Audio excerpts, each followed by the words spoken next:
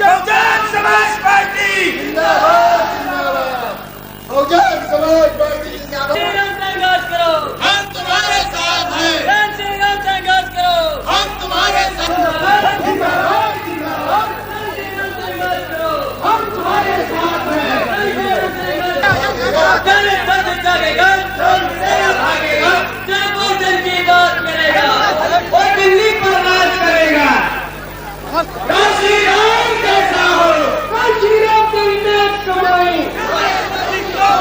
पूरी साथी कौम जगाई काशी राम की नेक कमाई पूरे साथी कौम जगाई काशी राम की जिंदाबाद जिंदाबाद जिंदाबाद काशी राम की जिंदाबाद जिंदाबाद जिंदाबाद हमारा राज तुम्हारा नहीं चलेगा नहीं चलेगा हमारा राज तुम्हारा नहीं चलेगा नहीं चलेगा बहुजन की बात करेगा वो दिल्ली का राज करेगा बहुजन की बात करेगा दिल्ली का राज चलेगा 85 पर 15 की रात नहीं चलेगा नहीं चलेगा 85 पर 15 की रात नहीं चलेगा नहीं चलेगा भारत की मजबूरी है काशी राम जरूरी है भारत की मजबूरी है काशी राम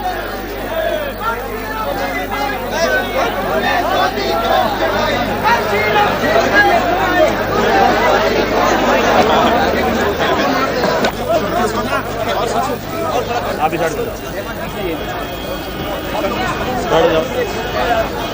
अरे हम तो फोटो चलो चलो चलो चल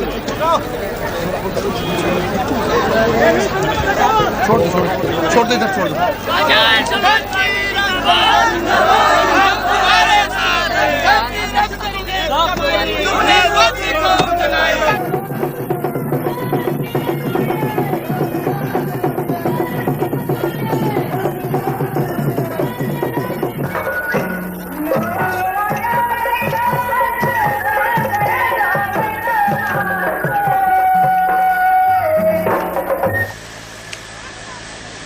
इस मेला का मकसद क्या था उसके बारे में पहले ही मैंने आप लोगों को 14 तारीख को मेला शुरू होने से पहले बताया था। वो मकसद कितना पूरा हुआ है उसके बारे में भी आप लोगों ने सोच विचार किया होगा। मैंने भी उसके बारे में सोचा है, कुछ साथियों से पूछा है, अपने आप जानने की कोशिश की है, दूसरे साथियों से पूछकर जानने की कोशिश की है। आप लोगों ने भी अपने आप देखकर समझकर आपने इस मेले की कामयाबी के बारे में जरूर सोचा होगा, विचार किया होगा। अपने साथियों से भी इसके बारे में आप लोगों ने पूछताछ की होगी, आपस में चर्चा की होगी। तो इसलिए इस मेला का मकसद और वो मकसद किस हद तक हम लोगों ने पूरा किया है। हम लोगों ने दुख तकलीफ उठाकर जगह जगह से इधर पहुंचकर उस मकसद को पूरा करने की जो हमने कोशिश की है, जितना आप लोगों ने सोच विचार किया है, उसके अलावा भी और सोच विचार करना चाहिए। जितनी कमियां रह गई हैं, जिस किस्म की कमियां रह गई हैं, उसके बारे में भी सोच विचार करना जरूरी है। ये हमारी तरफ से शुरू के कदम है, इनिशियल स्टेप्स हैं ये। आने वाले समय में जो भी हम कदम उठाएं, सोच समझकर सूझबूझ के साथ उठाएं और ज्यादा से ज्यादा कामयाबी हासिल करने की कोशिश करें। इसलिए इधर से वापस जाने के बाद भी आप लोग जरूर सोच विचार करेंगे और आने वाले समय में इस किस्म की दुख तकलीफ उठाने के बाद जिस मकसद के लिए हम ये दुख तकलीफ उठाते हैं उस मकसद को ज्यादा से ज्यादा पूरा करने के लिए अपने आप को तैयार करेंगे। साथियों, मैंने 14 तारीख को आपसे बताया था कि बहुजन समाज के कई अंग हैं। मनवादी विचारधारा के आधार पर जिन लोगों को गिराया गया है, अपमानित किया गया है, पछाड़ा गया है, किसी को कम किसी को ज्यादा, ऐसे सारे लोगों को मिलजुल कर जिन लोगों को 6000 जातियों में तोड़ा गया है, तोड़ना काम हमारे दुश्मन का था। उन्होंने लंबे अरसे तक ये काम किया है,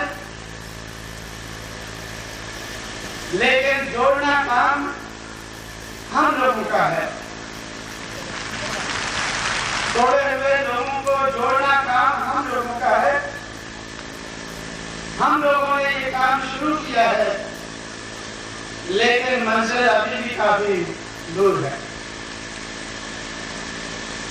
इस मंजिल की तरफ बढ़ते वक्त हम लोगों ने सबसे पहले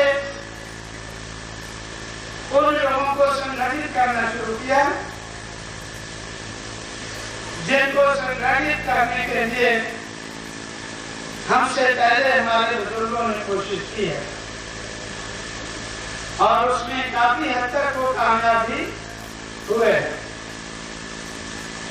खासकर बहुजन समाज का एक बड़ा अंग जिसको हम शेड्यूल कास्ट के नाम से जानते हैं, ऐसे लोग देश के कोने कोने में काफी बड़े पैमाने पर संगठित हुए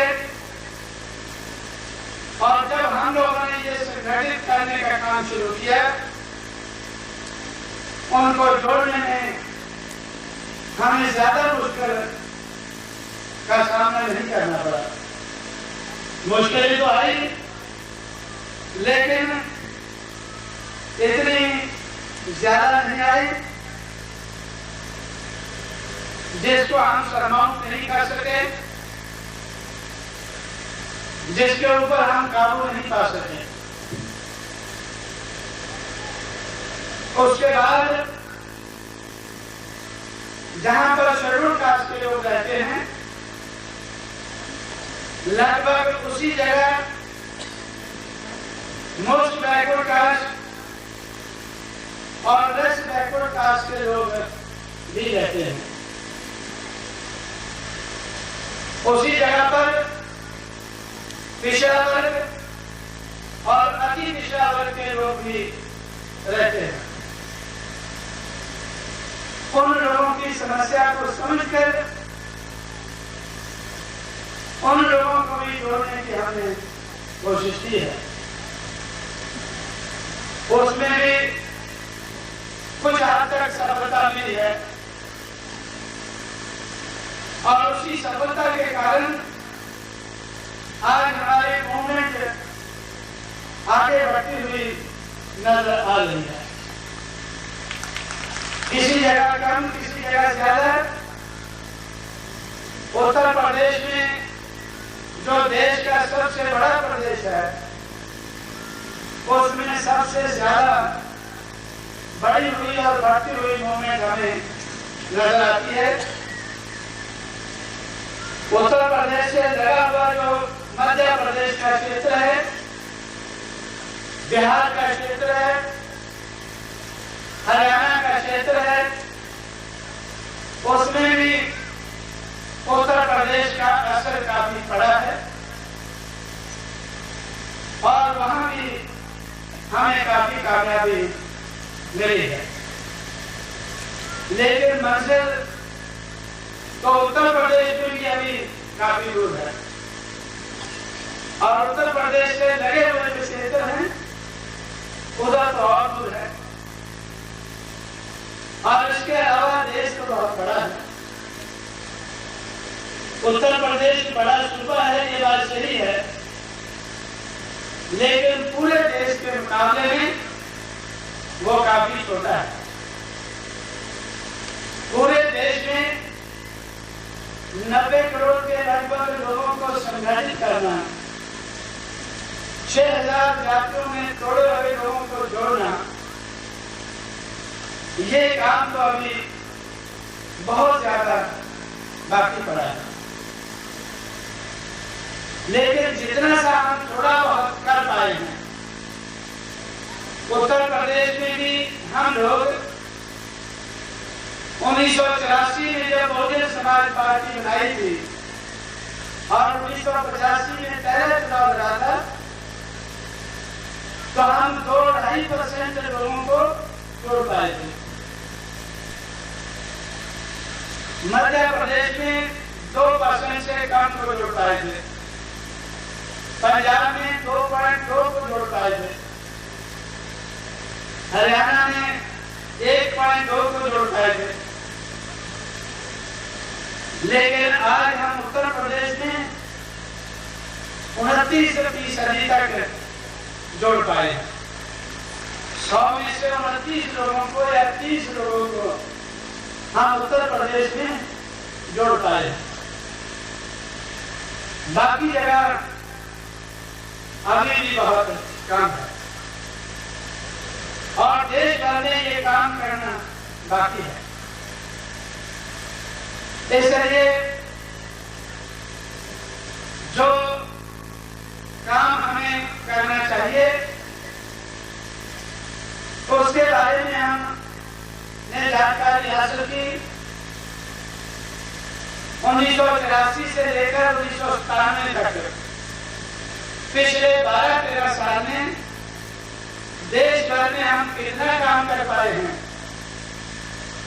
उत्तर प्रदेश में कितना काम कर पाए हैं, उत्तर प्रदेश से लगे हुए क्षेत्रों में कितना कर पाए हैं, इसकी थोड़ी सी झांकी मैंने आपके सामने रखी है। मैंने पहले भी कहा था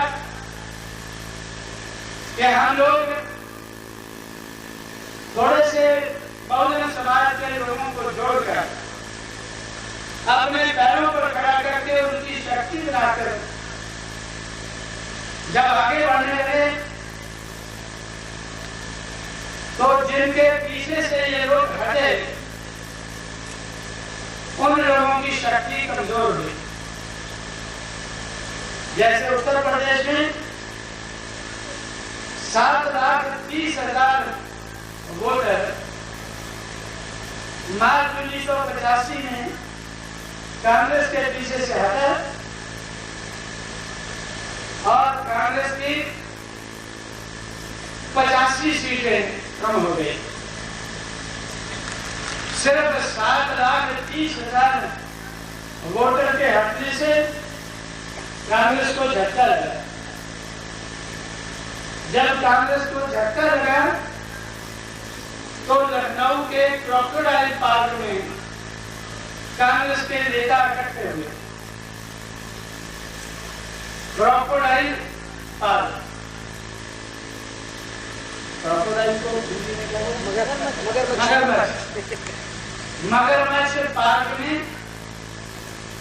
वो लोग इकट्ठे हुए। मगरमच्छ के आंसू बहाने के लिए नहीं, असली आंसू बहाने के लिए। मगरमच्छ पार्क में उन्होंने नकली आंसू नहीं बहाए, असली आंसू बहाए थोड़े से, और अनाउंस किया मार्च के आखिरी हफ्ते में 1985 में वो इकट्ठे हुए और सोच विचार करने के बाद अनाउंस किया कि कांग्रेस की 85 सीटें कम कैसे होगी। 425 में से 85 सीटें उनकी कम हो गई हैं, जबकि दिसंबर 1984 में सिर्फ 10 सीटें कम हुई थी। 425 में से 10 कम हुई थी। 2 मेंबर पार्लियामेंट हारे थे 85 में से और 10 एमएलए हारे थे। और 3-4 महीने के बाद आज उनकी 85 सीटें कम क्यों हुई। उन्होंने नतीजा लगाया कि उत्तर प्रदेश में चमारों ने अपनी पार्टी बनाना शुरू कर दिया। कैंडिडेट कोई भी हो, लेकिन ये वोट सिर्फ चमारों का है। ये वोट सिर्फ चमारों का है और इतने से वोट कम होने से और ये वोट चमारों का है। 45 के बाद खड़े हैं, ये उनका वोट होने के कारण कांग्रेस को इतना बड़ा झटका लगा। तो जब उन्होंने इस किस्म का अनाउंसमेंट किया और पेपरों में आया, हमें भी खबर लगी, हमने भी पेपरों में पढ़ा कि ये हमारी पार्टी, जिसको हम बहुजन समाज पार्टी कहते हैं, उसको ये चमारों की पार्टी कहते हैं। इसका मतलब क्या है? जरूर इनका कुछ मतलब है और मतलब हमारी समझ में आया, लेकिन हमारे लिए खुशी की बात इसके चमारों की समझ में आया। वो लोग सोचने लगे कि हमारी पार्टी तो बहुजन समाज पार्टी है। कांग्रेस के लोग कहते हैं, जिनके हम पीछे लगे हुए हैं, वो कहते हैं कि हमारी पार्टी तो बहुजन समाज पार्टी है, तो हम कांग्रेस में क्या कर रहे हैं? हम गलत जगह पर क्यों बैठे? हम गलत लोगों के पीछे क्यों खड़े? उनकी समझ में ये बात आई, वो सोचने लगे कि हमें अपनी असली जगह पर चले जाना चाहिए, हमारी असली पार्टी के पीछे खड़ा हो जाना चाहिए। तो इसलिए चमार कांग्रेस को छोड़कर बड़े पैमाने पर बहुजन समाज पार्टी की तरफ बढ़ने लगा। कांग्रेस ने आज वो सोचते होंगे कि बहुजन समाज पार्टी को चमारों की पार्टी कहकर उन्होंने कांग्रेस के साथ धोखा किया। आज वो सोचते होंगे कि ना हम इसको चमारों की पार्टी कहते और ना चमार कांग्रेस को छोड़कर बीएसपी में चले जाते। ये हमने गलती की है। इस गलती का एहसास उनको आज हुआ है जब उत्तर प्रदेश में 100 में से 95 जमात बहुजन समाज पार्टी में आ चुका है। जब 100 में से 95 जमात या 1 करोड़ के लगभग वोटर, जमात वोटर, जब कांग्रेस को छोड़कर बीएसपी में आ चुका है, तब वो एहसास कर रहे हैं कि हमने गलती की। उन्होंने दूसरी गलती की। दूसरी गलती क्या की? उन्होंने उधर फैसला किया कि हमारे प्रदेश की अध्यक्ष राजेंद्र कुमारी वाजपेयी है, उत्तर प्रदेश की अध्यक्ष राजेंद्र कुमारी वाजपेयी है, वो ब्राह्मण है। इसलिए हमें एक ब्राह्मणी को हटाकर किसी चमार को अध्यक्ष बना देना चाहिए।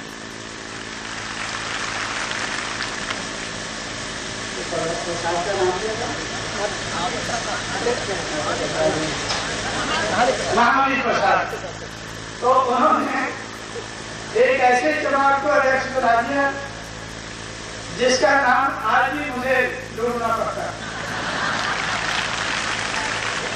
महावीर प्रसाद को उन्होंने अध्यक्ष बना दिया और माधवीर प्रसाद को, माता प्रसाद को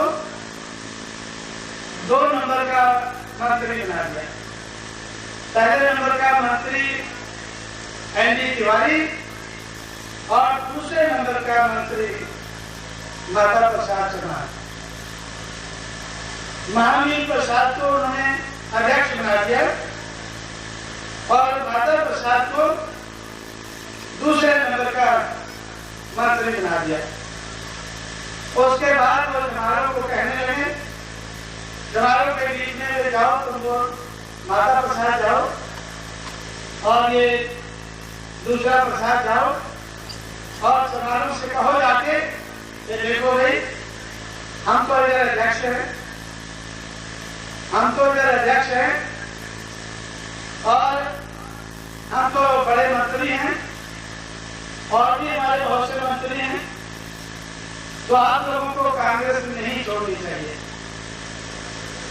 तो जवाब सोचते रहे कि भाई हम तो ना छोड़ते, लेकिन ये आपके आकर कह रहे हैं कि बहुजन समाज पार्टी चुनाव की पार्टी है,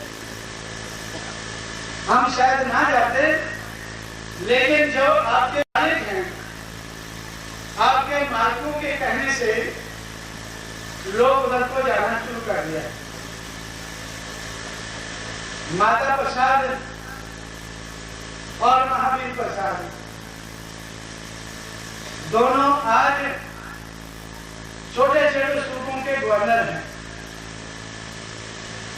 और दोनों को चुनावों में बहुत ज्यादा वोटों से पराजित किया हराया। दूसरे नंबर के मंत्री को पहले हराया और अध्यक्ष को बाद में हराया। जो कांग्रेस का अध्यक्ष था महावीर प्रसाद, उसको बीएसपी के मलाई प्रसाद ने हराया। जिसको वो सोच रहे थे कि ये तो मलाई की तरह से चाल जाएंगे, तो उस मलाई प्रसाद ने हनुमान प्रसाद को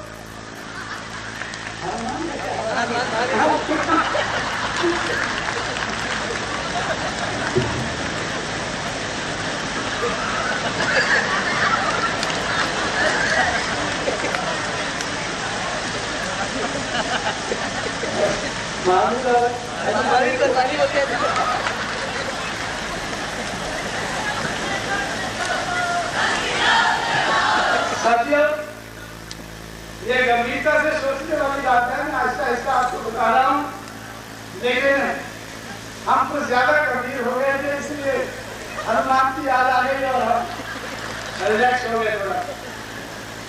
तो इसलिए जब उनको हराया तो महावीर प्रसाद कहने लगे कि भाई मेरे लिए खुशी की बात है कि मैं तो अभी तक कांग्रेस में हूं, लेकिन मेरी बीवी और मेरा लड़का बीएसपी में है। वो भी, उसने भी खुशी का इजहार किया कि कोई बात नहीं, मैं तो अभी कांग्रेस को छोड़ नहीं रहा हूं, लेकिन हो सकता है अगर मुझे ये अध्यक्ष पद से हटा दें तो मैं छोड़ दूंगा। वो उसको हटा नहीं सके, 11 साल उसको अध्यक्ष बनाए रखा। उन्होंने सोचा कि भाई ये अगर हमने अध्यक्ष पद से हटा दिया तो सभा और नाराज हो जाएंगे, इसलिए इसको बनाए रखो।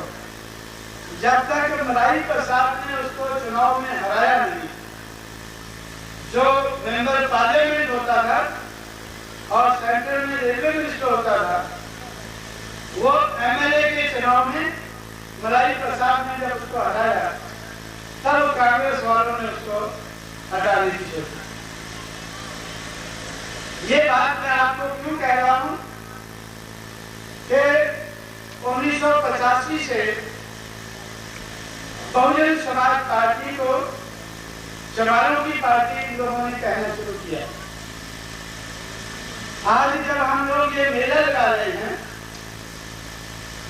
तो आज शहडोल के बढ़िया लोग जो दुकानों पर बैठे हैं वो आदिवासी लोगों को जो उनके पास कुछ खरीदने आते हैं उनसे कहते हैं कि हरिजनों की पार्टी ने अब हमारी तरक्की हो गई, अब चमारों से बढ़कर हरिजनों की पार्टी कर गई।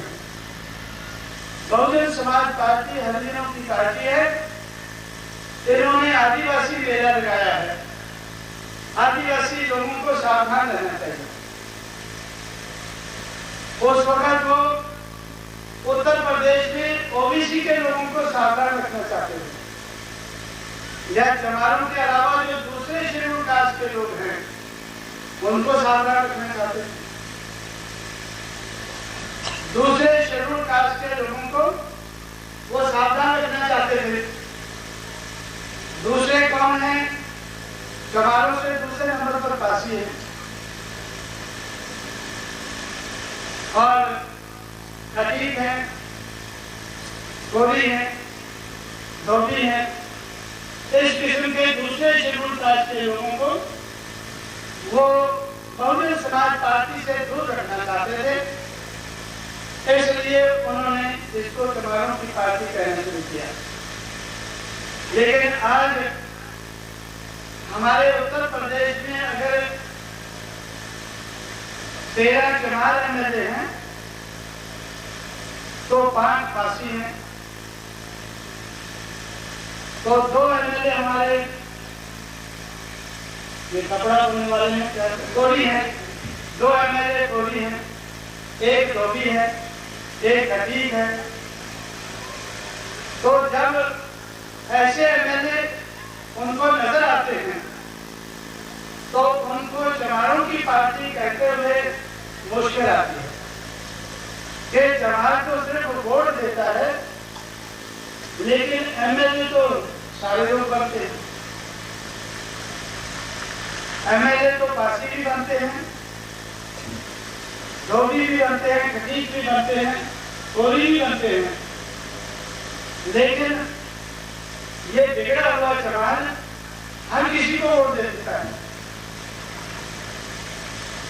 आज चमार काफी बिगड़ चुका है उनके हिसाब से। और यही नहीं,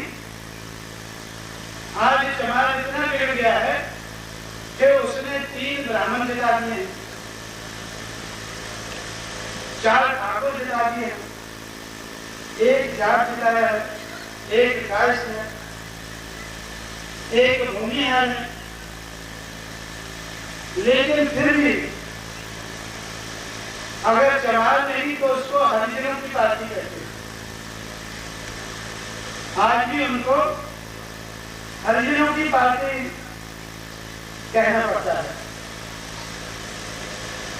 लेकिन जिनको वो हरिजन कहते हैं वो तो बड़े पैमाने पर जुड़ चुके हैं, और जिनको ये स्वर्ण कहते हैं वो भी एमएलए बनने के लालच में वो भी आज बड़े पैमाने में बहुजन समाज पार्टी में जुड़े हैं। मोस्ट बैकवर्ड कास्ट के लोग जिनको असेंबली में पहुंचना असंभव था,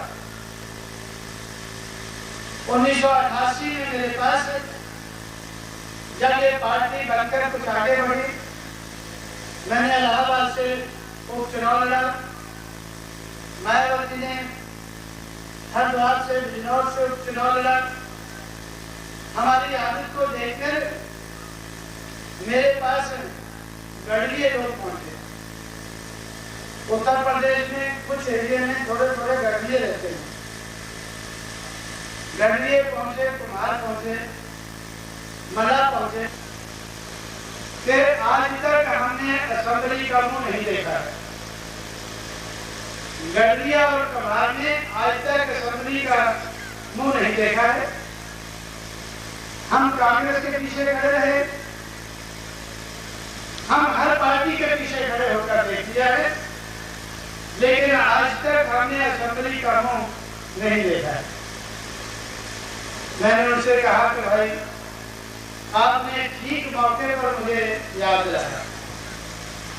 1988 में मुझे याद दिलाया है, 1989 में चुनाव होने जा रहा है, मैं आप लोगों को असेंबली का मुंह जरूर दिखा पाऊंगा। तो 89 में हम लोगों ने मोस्ट बैकवर्ड के 14 लोगों को टिकट दिया, उसमें से 2 जीत कर आए, एक गडरिया एक कुमार। एक गडरिया एक कुमार जीत कर आ गया। मैंने बोला भी देख लिया मुंह पसंद आया और बोले बहुत अच्छा लगा।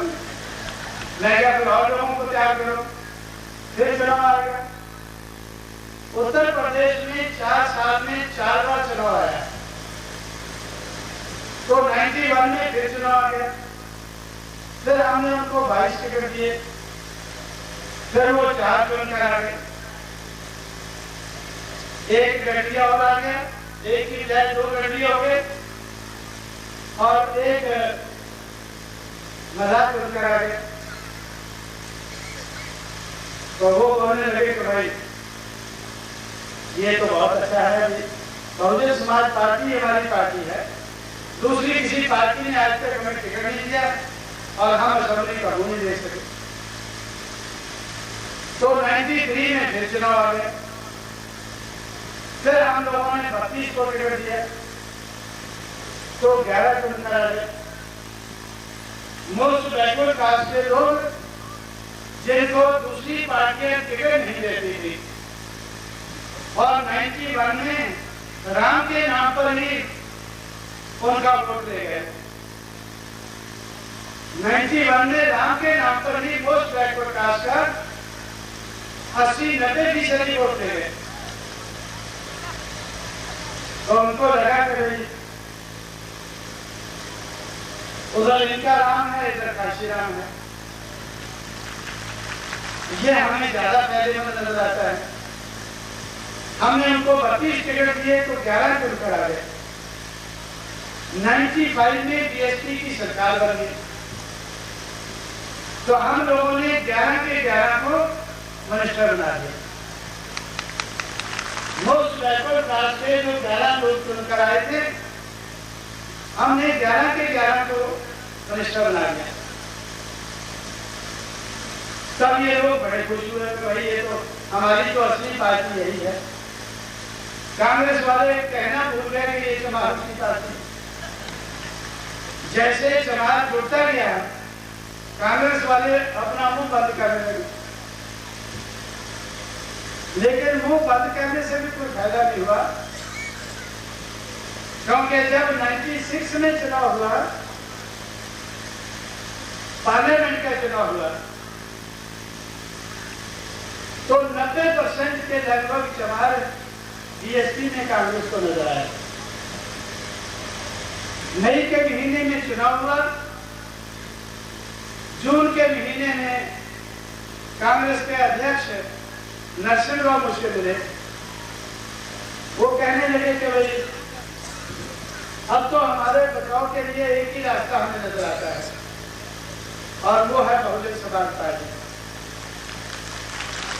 हम किसी भी शर्त पर आपके साथ समझौता करके रहना चाहते हैं। जब समझौते का नाम लिया तो मुझे युति की याद आ गई। महाराष्ट्र के कुछ लोग इधर मराठी जानने वाले होंगे, मराठी में समझौते को युति कहते हैं। मुझे युति की याद आ गई जब मैं पूना में था 1971 में। तो उस वक्त कांग्रेस पार्टी और रिपब्लिकन पार्टी में युति जारी होती। कांग्रेस और रिपब्लिकन पार्टी में युति हुई थी पूना में। पूना की गाड़गे महाराज धर्मशाला में युति हुई। मैं उस वक्त बाहर खड़ा सुन रहा था। युति का मतलब समझने लग गया था तो भाई ये युति जारी। अंदर से दादा साहब गायकवाड़ रिपब्लिकन पार्टी के और मोहन लालिया कांग्रेस पार्टी का निकले। बाहर आकर हाथ खड़े करके अनाउंस कर दिया कि ये युति गांधी और अंबेडकर में हुई है। गांधी और अंबेडकर की विचारधारा में युति हुई है, ये समझौता हुआ। मैं बहुत परेशान हुआ। उस वक्त पार्लियामेंट के 521 मेंबर होते थे, आज 543 है। तो 521 में से 520 गांधी के हिस्से में आए और एक अंबेडकर के हिस्से में आए। मैं बहुत परेशान हुआ क्योंकि मुझे नया नया अंबेडकर से लगाव हुआ था। मैं बोला भाई जिससे मुझे लगाव हुआ है उसकी तो बहुत बुरी हालत हो गई। 521 में से 520 गांधी को मिले हैं और एक अंबेडकर को मिला है। ये महान लोग बड़े खुश नजर आते हैं। अंबेडकर के मूवमेंट को चलाने वाले लोग बड़े खुश नजर आते हैं। क्या कारण है? समझ में आया कि कांग्रेस वालों ने उनको सीट तो एक दी है, वो भी पंढरपुर की, घंटी बजाने के लिए। फिर पंढरपुर में तुम घंटी बजाओ जाकर, लेकिन 5 लाख रुपया दिया है। एक सीट दी है और 5 लाख रुपया दिया है। तो सीट के लिए तो एक ही आदमी खुश हो रहा था कि मुझे ये सीट मिल गई है, लेकिन 5 लाख क्यों तो बहुत लोग खुश, लाखों लोग खुश थे, बहुत से नेता खुश थे कि 5 लाख रुपया भी मिल गया है। तो जब नरसिंह लोग मेरे पास आए तो भाई मैं भी युति करना चाहता हूँ।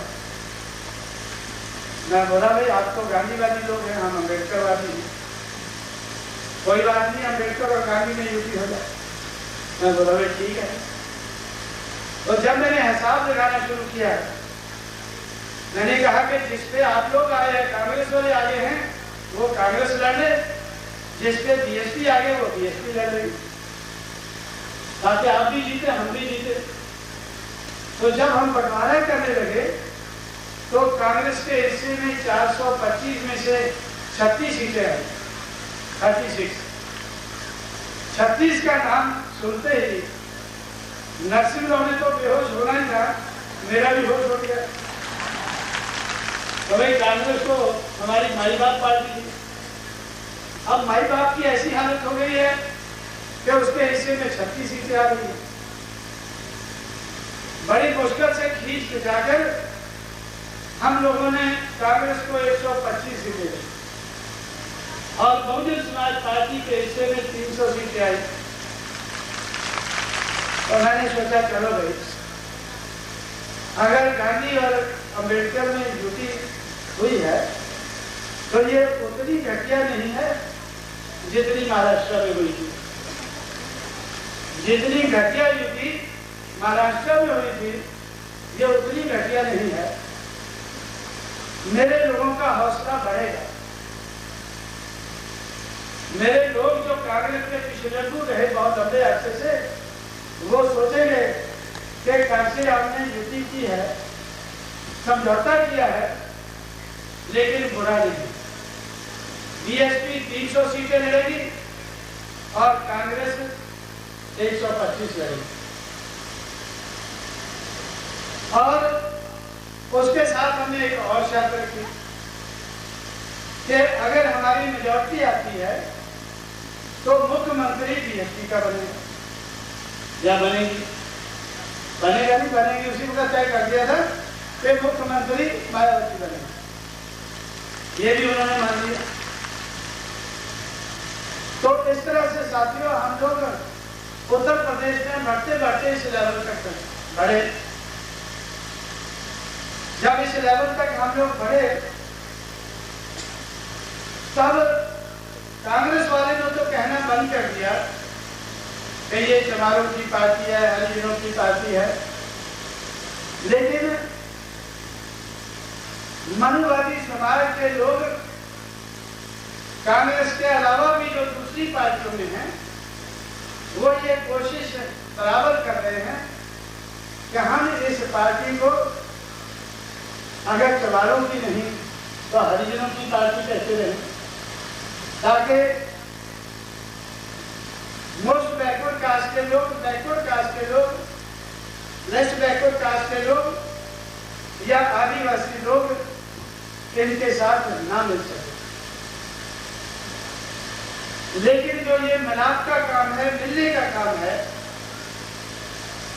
ये काम बहुजन समाज के हर अंग के हित का काम है।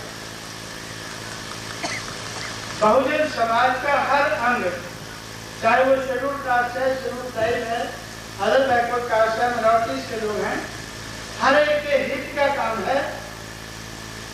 और हम लोग बड़े पैमाने पर उनके हित की बात उनको समझा चुके हैं और आज भी समझा रहे हैं। तो इस तरह से वो लोग जुड़ते जा रहे हैं। लेकिन मैंने ये बात काफी समय लेकर शुरू से अभी तक क्यों बताई है कि जब 1984 में या 1985 में हमने पार्टी बनाकर पहला चुनाव लड़ा तो उस वक्त इस पार्टी को रोकने के लिए, जाति के आधार पर तोड़े हुए लोगों को जोड़ने से रोकने के लिए उन्होंने इस पार्टी को चमारों की पार्टी कहना शुरू कर दिया। लेकिन खुशी की बात यह है कि चमार मेरी बात को समझा। जो बात मैंने उसको समझाई कि भाई आपको इस पार्टी की बुनियाद में जाना है, आपने इस पार्टी का बेस बनना है। अगर बुनियाद मजबूत रहेगी तो ऊपर की इमारत भी टिकी रहेगी। एक मजबूत बेस इसका बनना है। मेरी बात उनकी समझ में आई, वो बेस बनते गए और आज चमार कम्युनिटी बहुजन समाज पार्टी का बहुत मजबूत बेस बन चुका है। और उसके साथ साथ जो चमारों के अलावा दूसरे शेड्यूल कास्ट के लोग हैं वो भी काफी बड़े पैमाने पर अट्रैक्ट होकर जुड़े और उनके अलावा मोस्ट बैकवर्ड कास्ट के लोग ज्यादा प्रभावित हुए हैं, क्योंकि 89 में हमने उनके 2 MLA चुनकर लाए, उनको असेंबली का मुंह दिखाया। 91 में 4 लाए, 93 में 11 लाए और 95 में 11 के 11 को मिनिस्टर बनाया। उनकी समझ में बात आई और आज कोई कुछ भी कहे, लेकिन मोस्ट बैकवर्ड कास्ट के लोग जो लगभग 26% है इस देश की आबादी का, वो आज बहुजन समाज पार्टी को अपनी पार्टी मानता ही नहीं है, चिल्ला चिल्ला के कहता है। उत्तर प्रदेश में कहता है, बाहर भी कहने लगेगा, कहलवाने वाला चाहिए, कहने के लिए तो वो तैयार है। तो इस तरह से साथियों हम लोगों ने बहुजन समाज बनाने के लिए जाति के आधार पर तोड़े हुए लोगों को जोड़ने के लिए बहुत से हमें पापड़ बेलने पड़े हैं और पापड़ बेलते बेलते इधर तक पहुंच गए हैं। और उत्तर प्रदेश में आज जिनको हम 85 कहते हैं उसमें से सिर्फ 29 या 30 जुड़े हैं। उत्तर प्रदेश में भी अभी मंजर बहुत दूर है। 85 तो बहुत दूर है। 100 में से 85 को जोड़ना तो दूर की बात है। कहीं दूरी को देखकर वो घबरा न जाए। मैं उनका हौसला बढ़ाता हूं कि भाई 85 की जरूरत नहीं है, 35 का भी है। 29, 30 तक आप पहुंच गए हैं। हमारे 100 में से 29, 29.5 वोट हैं। बीजेपी के 31 है। इस लेवल के ऊपर बीजेपी हमसे 1.5% ज्यादा वोट लेकर हमसे दुगने एमएलए जिता चुकी है और 213 उनके बनने रहे हैं। 213 से उनकी सरकार बनती है। लेकिन अगर हम बीजेपी से आधा % वोट ज्यादा ले जाएं तो हम 213 एमएलए जिता पाएंगे। वो हमसे 1.5% ज्यादा है, वो हमसे दुगने एमएलए ले गई है। अगर हम उनसे आधा % ज्यादा बढ़ जाए, 31 की बजाय 31.5 कर लें या 32 कर लें तो हमारे 213 एमएलए चुन के आ जाएंगे और हमारी अपनी सरकार बन जाएगी। लेकिन निशाना हमें 35 से रखना चाहिए ताकि 213 से कहीं कम ना हो जाए, बीजेपी की तरह से हमारी हालत ना बन जाए। 100 में से 35 वोट का निशाना अगर हम रखें तो उत्तर प्रदेश के हुक्मरान बहुजन समाज परमानेंटली बना रहेगा। जब तक वो 35 से ऊपर रहेगा तब तक वो उत्तर प्रदेश का हुक्मरान बना रहेगा। 85 को देखकर मत घबराओ कि 85 तो बहुत दूर है, पता नहीं कब बनेंगे। 85 को देखकर घबराना नहीं चाहिए, वो तो हमारा आखिरी निशाना है। लेकिन अगर 100 में से 51 भी हो जाते हैं, 51 हो जाते हैं, और ये मेरा निशाना है कि हमें 100 में से 51 करने हैं। क्यों करने हैं? मुझे पूरा भरोसा है कि जिस वक्त तक बहुजन समाज पार्टी के 100 में से 51 वोट होंगे, उस वक्त तक सारी पार्टियां बहुजन समाज पार्टी के खिलाफ इकट्ठी खड़ी हो जाएगी। CPI, CPM, BJP, Shiv Sena, Congress I गई, ये सारे पार्टियां एक हो जाएंगी। लेकिन एक होने के बाद भी ये 100 में से 49 होंगे और बीएसपी 100 में से 51 होगी, तो फिर भी इसको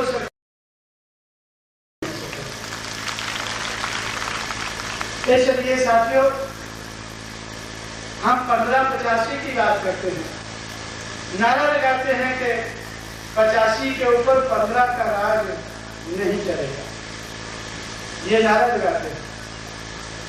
लेकिन 85 तक पहुंचने की कोई जरूरत नहीं है।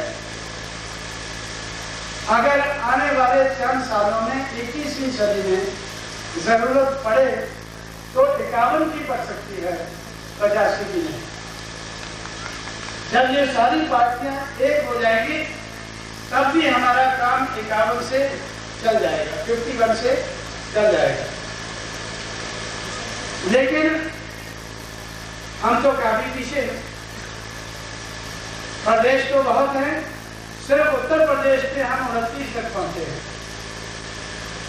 पहले उधर 35 तक पहुंचना है, फिर 51 तक पहुंचना है, फिर बाकी प्रदेशों में पहुंचना है, फिर देश में पहुंचना है। मंजिल अभी भी बहुत दूर है। तो इस मंजिल को तय करने के लिए हमें जाति के आधार पर तोड़े हुए लोगों को कोई ना कोई तौर तरीका निकाल के, रास्ता निकाल के हमें इनको जोड़ते रहना है। इनको हमें जोड़ते रहना है। जो हमारे पुराने तजुर्बे हैं, उनसे सबक सीख के हमें जोड़ते रहना है। और जो काम पुराने तजुर्बे से नहीं बनता है उसके लिए नए तजुर्बे करने होंगे। पुराने तजुर्बे के आधार पर हम लोग schedule caste, most backward caste, less backward caste को जोड़ने में काफी कामयाब हुए। लेकिन पुराने तजुर्बे के आधार पर हम शेड्यूल ट्राइब को उतना नहीं जोड़ पाए जितना जोड़ने की जरूरत है। तो इसलिए उसके लिए हमें नए तजुर्बे करने हैं। पिछले साल की 26 जनवरी को हम लोगों ने जबलपुर में पहला आदिवासी मेला शुरू किया। उसमें हमें कुछ सफलता मिली, कुछ उत्साह देखने को मिला।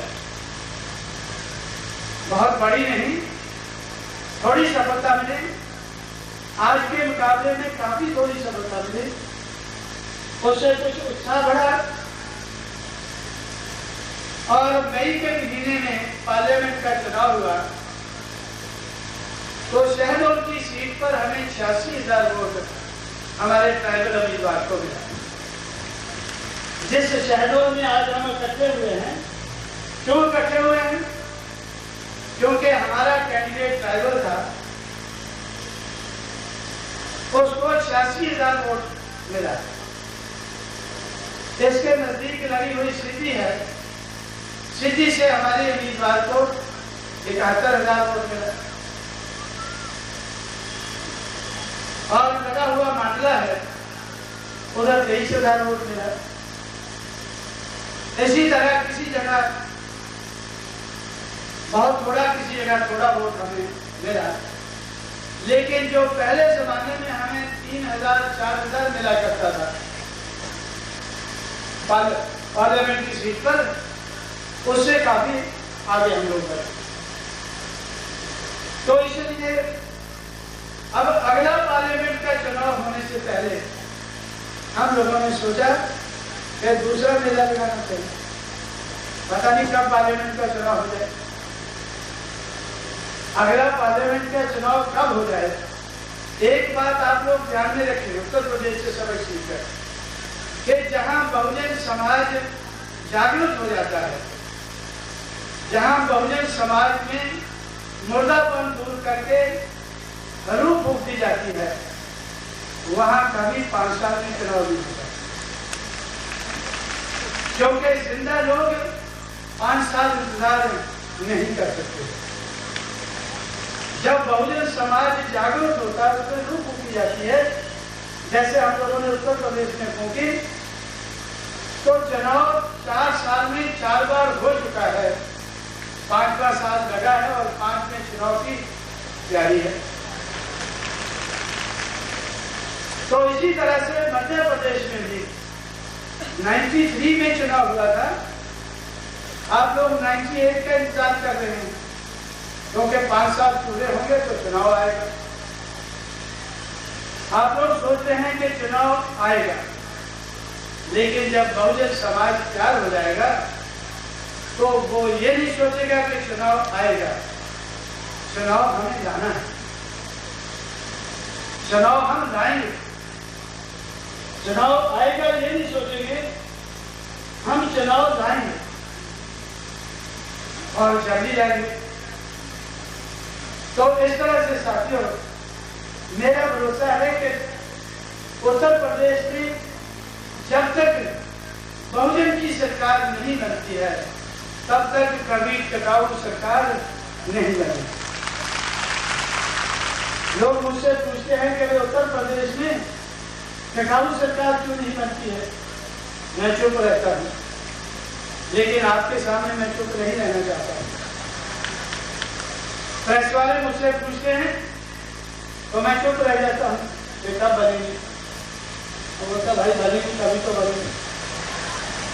लेकिन मैं आपसे कहना चाहता हूं कि जब बहुजन समाज जागरूक हो जाता है, थोड़े हुए लोगों को हम जोड़ पाते हैं, जैसे वो जुड़ते जाते हैं, जितने जुड़ते जाते हैं उतना सरकारें गैर टिकाऊ रहती है, क्योंकि सरकार बहुजन की बनती नहीं है और मनुवादियों की ये बनने नहीं देते हैं। मनुवादियों की सरकार ये बनने नहीं देते हैं और बहुजन की बनती नहीं है। लेकिन जब बहुजन की बन जाएगी तो फिर वो टिकाऊ रहेगी। जब बहुजन की सरकार बन जाएगी तो फिर वो टिकाऊ रहेगी। ये जो यूपी में हो रहा है यही देश में होने लगा है। आपकी शायद समझ में नहीं आता है। मुझसे लोग पूछते हैं कि भाई जो केंद्र की सरकार है उसके बारे में आपका क्या ख्याल है? मेरा जो ख्याल है वो मैं अपने तक सीमित रखता हूँ, क्योंकि उत्तर प्रदेश का असर केंद्र में भी पड़ रहा है, बाकी प्रदेशों का असर भी केंद्र पे पड़ रहा है, आपके मध्य प्रदेश का असर भी केंद्र पे पड़ रहा है। जब आपका पार्लियामेंट का चुनाव मध्य प्रदेश में हुआ, सकलेचा और अर्जुन सिंह लुड़के, जब सकलेचा और अर्जुन सिंह लुड़के तो बीजेपी को भी फिक्र पड़ा। 27 सीटें जीतने के बाद भी उनको फिक्र पड़ा। 40 में से 27 सीटें बीजेपी ने जीती, लेकिन फिर भी उनको फिक्र पड़ा कि सकलेचा लुढ़क गया। कांग्रेस को तो ज्यादा ही फिक्र पड़ गया कि अर्जुन सिंह चला गया, हमारा अर्जुन चला गया, तीरंदाज चला गया। जब उनका तीरंदाज लुढ़का तो उनको भी फिक्र पड़ा कि भाई ये क्या गड़बड़ हो गया। देखा तो उन्होंने अर्जुन की तरफ, सकलेचा की तरफ, लेकिन जब सारे मध्य प्रदेश की निगाह मारी तो उनका लगा कि भाई कांग्रेस ने तो 8 सीटें जीती हैं और बीजेपी 27 सीटें जीती। तो मध्य प्रदेश का मुख्यमंत्री भोपाल से चलकर दिल्ली मेरे पास पहुंचा। सबसे पहले अगर मेरे पास कोई पहुंचा उस चुनाव के नतीजे के बाद तो मध्य प्रदेश का मुख्यमंत्री को उन्होंने कहा कि भाई आपने मध्य प्रदेश का रिजल्ट देखा? मैंने मतलब देखा तो नहीं, सुना। मेरी आईसाइट भी कमजोर होगी और ऐसे पढ़ना भी मैं बोल गया तो आप बता दो मुझे क्या है इसमें लिखा हो। वो बोलने लगा कि इसमें लिखा है कि अगर बीएसपी इसी तरह से मध्य प्रदेश में चुनाव लड़ती रही तो मध्य प्रदेश में सरकार बीजेपी की बनेगी। 40 में से 27 एमपी वो जीते, आपके कारण जीते। आपके वोट की तरफ मैंने देखा है जो इससे लिखा हुआ है, आपके वोट के कारण कांग्रेस के 8 सीटें हैं और बीजेपी के 27 सीटें हैं। तो इसलिए आपको मेरी अपील है कि आप लोग मध्य प्रदेश में हमारे साथ मिलकर चुनाव लड़ें अगर बीजेपी को रोकना है। मैंने सोचा भी बात तो आपकी समझ में आती है, लेकिन चुनाव थोड़ा दूर है। वो कहने लगे चुनाव तो दूर है, लेकिन मुझे आप अपने 2 एमएलए के नाम दे दो, मैं उनको अभी अपनी कैबिनेट में कैबिनेट मिनिस्टर बनाना चाहता हूँ। मैंने उनको बोला कि भाई ये तो मेरे लिए मुश्किल है, मैं अपने एमएलए की आदत जल्दी खराब नहीं करना चाहता। आप लोगों की तो आदत बिगड़ी है, कहीं मेरे एमएलए की आदत भी ना आपको बढ़ा दो, क्योंकि उत्तर प्रदेश में मैंने मुलायम सिंह को कुछ एमएलए दिए थे, उसने उनको बिल्कुल तबाह करते रखे, हमारे काम से चले गए। तो इसलिए मैं आपको एमएलए नहीं देना चाहता हूँ, लेकिन बात आपकी समझ में आ गई है, मौका आने पर इसको करेंगे। फिर उन्होंने कहा कि भाई ठीक है, अगर आपकी तैयारी है मैं कांग्रेस के दूसरे नेताओं से बात कर लेता हूँ, तो हम 98 की बजाय 96 में ही चुनाव लड़ा लेते हैं मिलकर। अभी बीजेपी को सबक सिखा देते हैं मैंने उनसे कहा कि कोई बात नहीं, अभी जल्दी की बात नहीं है, क्योंकि 96 में यूपी में चुनाव होने वाला है, पहले मुझे उसकी तैयारी करनी है। तो इसलिए तो साथियों, जब हम बहुजन समाज बनाते हैं, थोड़े हुए लोगों को जोड़ते हैं, तो हमारी बात आगे बढ़ती है और जो लोग जीतने वाले हैं वो हारने वाले बन जाते हैं और जो ना जीतने वाले हैं उनको जीतने का मौका मिलता है। हमें मौका मिले ना मिले, लेकिन ना जीतने वालों को मिलने लग गया। ये भी हमारे लिए कोई खुशी की बात नहीं है, क्योंकि हमारी पार्टी पहले हराने वाली पार्टी थी, कोई खाता भी नहीं खोला था इसमें, एमएलए एमपी कोई नहीं जीता था। फिर हमारी पार्टी चंद एमएलए जीतने वाली बनी, फिर एमपी जीतने वाली बनी। आज हमारी पार्टी हराने वाली कम है और जीतने वाली ज्यादा है। लेकिन हमारा ये काम बहुत अधूरा है। इस अधूरे काम को हमें पूरा करना है।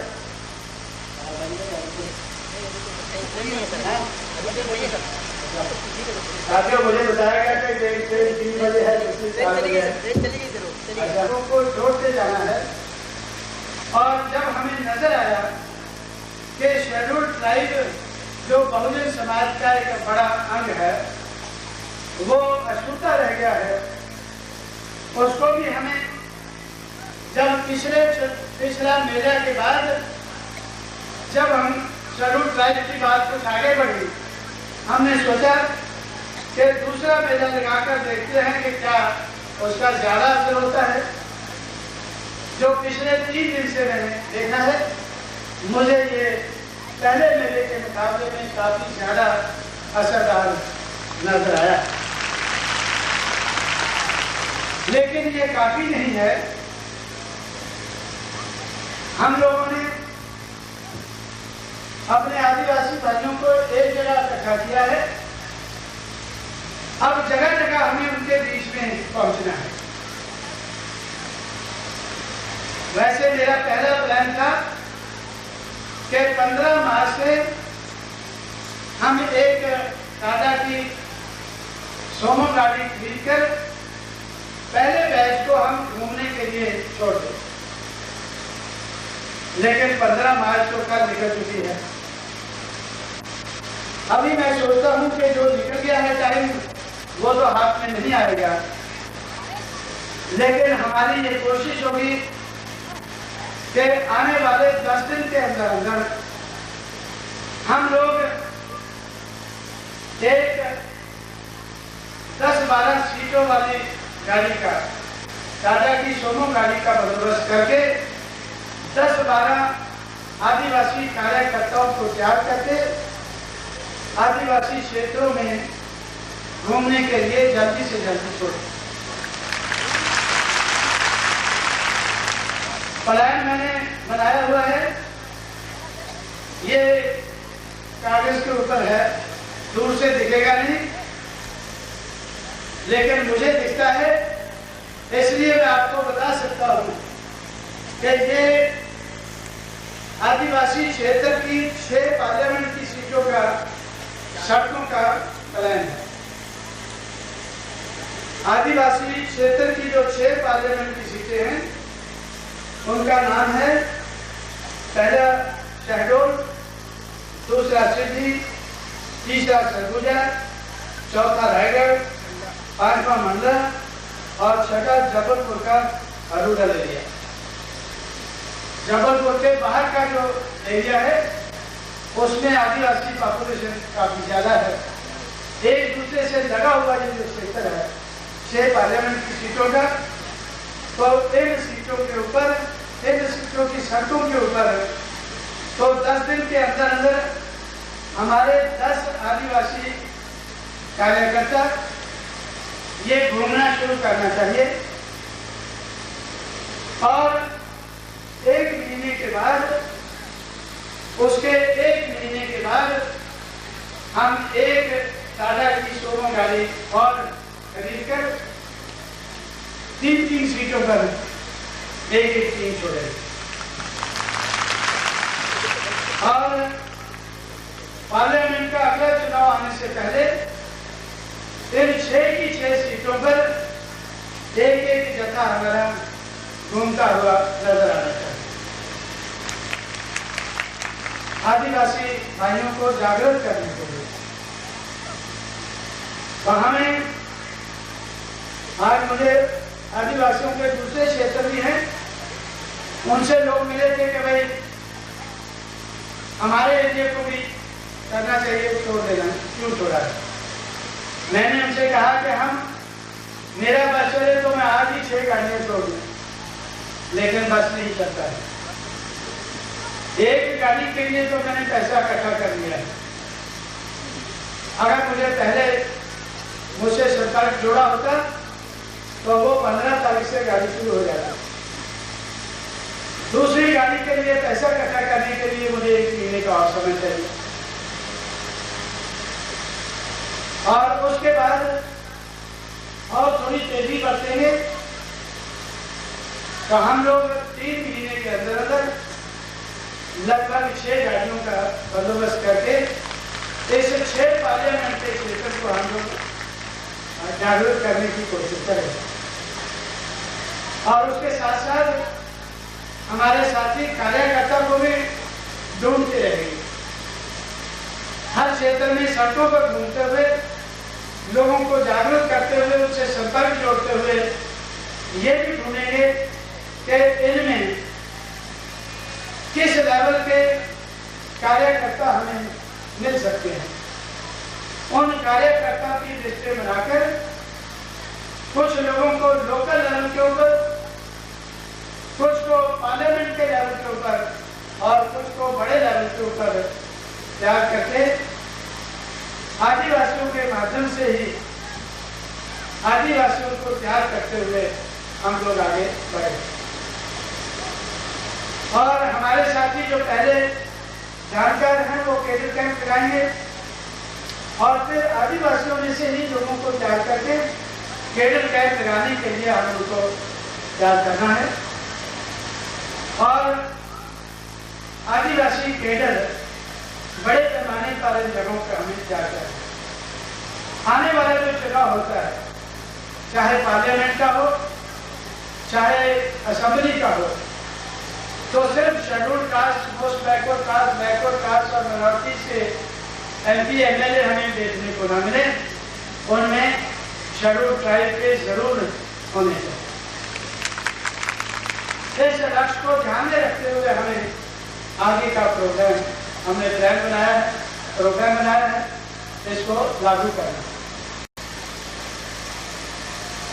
लेकिन साथियों, इस मौके पर एक बात मैं और कहना चाहता हूं कि आज जब से मायावती मुख्यमंत्री बनी है उत्तर प्रदेश की,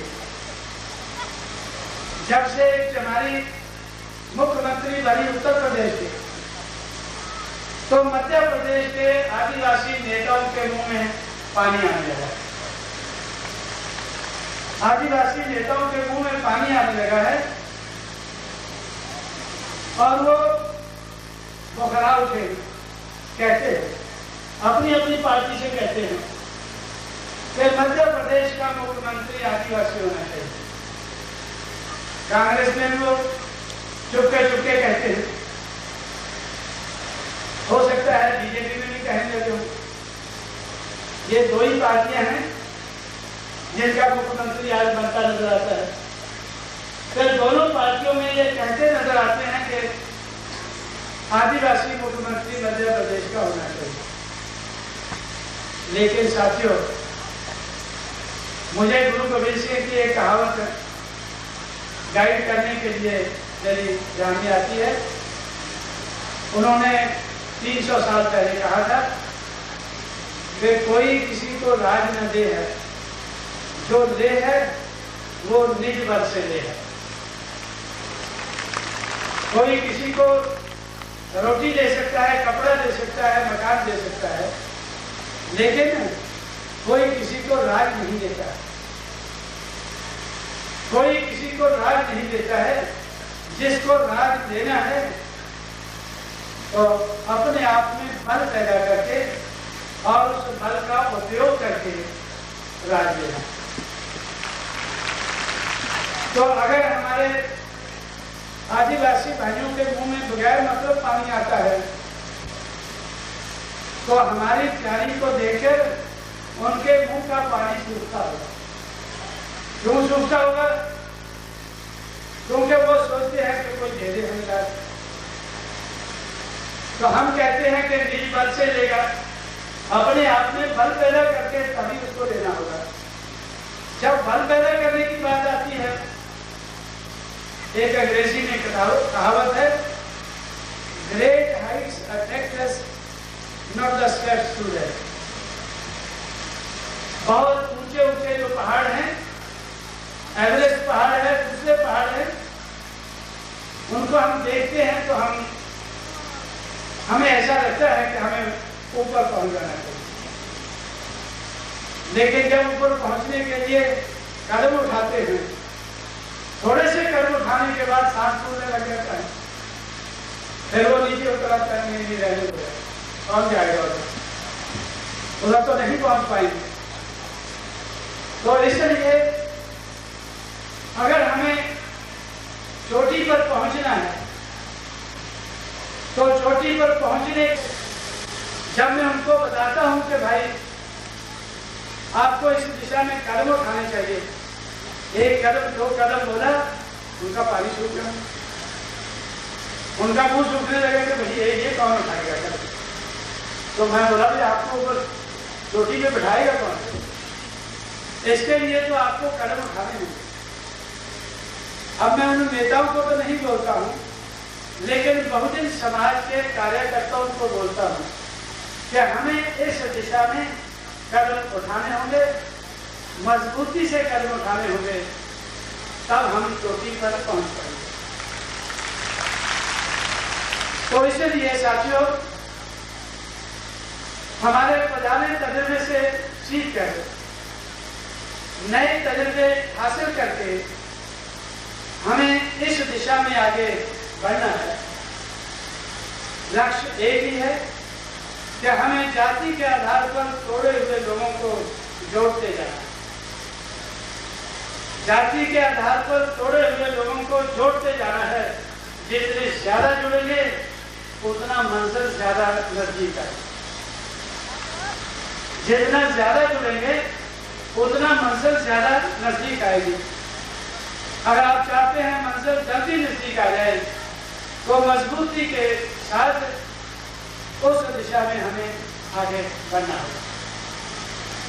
तो आज इस आदिवासी मेले के मौके पर जब schedule caste, schedule tribe, most backward caste और बैकवर्ड कास्ट के लोग इकट्ठा करते हुए मनुवादी समाज व्यवस्था के आधार पर जिनको हजारों जातियों में तोड़ा गया है, जब वो इकट्ठे हुए हैं, उनको फिर मैं इस मौके पर याद दिलाना चाहता हूँ कि जाति के आधार पर तोड़े हुए लोगों को जोड़ने के अलावा हमारे पास मेरी समझ में तो कोई दूसरा रास्ता नहीं आता है।